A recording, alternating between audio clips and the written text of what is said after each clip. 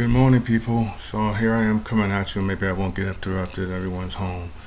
So I'm gonna be brief. So I'm on fourth of six of this recovery of this remediation type of remedial chemo, safety chemo, and this time is not as intensely bad as the others. I made it a point to eat a whole lot of food before the chemo was put in me, and I took some tranquilizer, mild tranquilizer, and I took anti-nausea medicine at home ahead of time.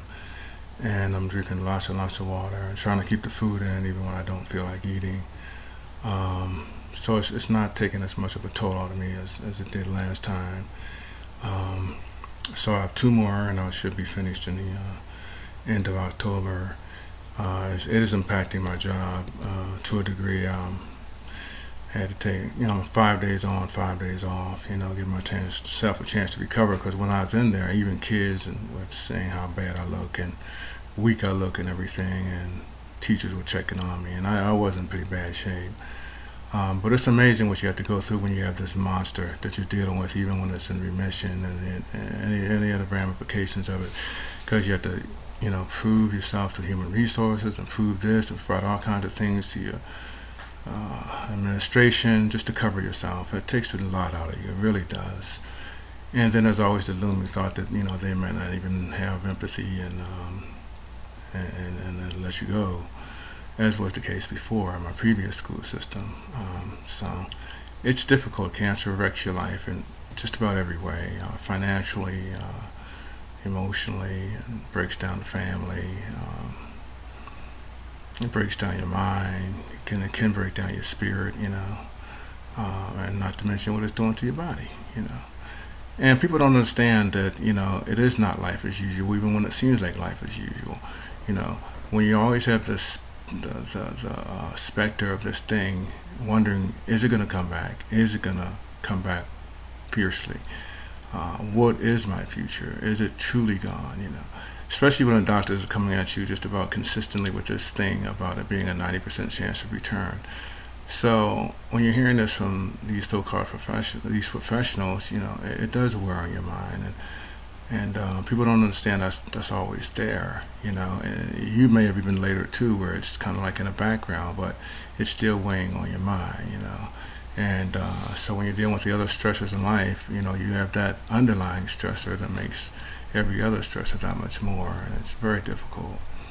And my greatest advice to anybody who is living with somebody who's dealing with this cancer or is in remission is to treat them with love, and know that they need love, and they need compassion, and they need patience and consideration, and they don't want to be pampered, and they don't want anybody feeling sorry for them, but they do need a little extra dose of something, because they're carrying something, have carried something that is very heavy weighing and possibly fatal, and it troubles every aspect of your being. So that's essentially it with me. I'm trying to eat well, eating more. I gained a few pounds. I'm working out. I just want this thing to be over and done, and so I can enjoy my whatever rest of my life, and enjoy my autumn, which is my favorite season of the year. The doctor, I may need to see an endocrinologist, because the steroids they give me to help me with this, to handle the chemo, is causing my blood sugar to go up. And don't want to become a diabetic, especially since I have a limited organ support against that sort of thing, when half my pancreas gone. So appreciate your prayers and your well wishes and your thoughts, and in spite of all the craziness going on in this world, hang positive, stay positive.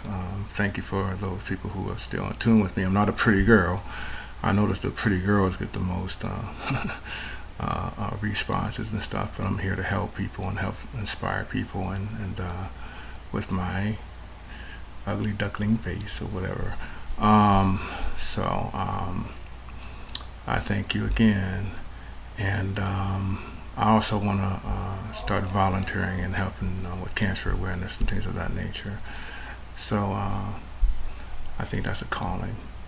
So take care of yourself, eat well, avoid the mess. Pray for all those people in Puerto Rico, and do what you can for the people in Puerto Rico and Houston and Florida and the other areas of the earth, Mexico, that's been besieged with natural disasters, and hopefully one day we'll be building walls to protect people rather than separate people, and coming together in harmony.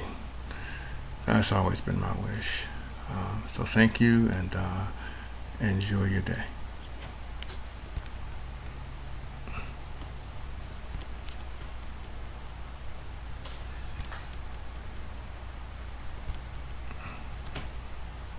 Forgot it's not a touch screen. My bad.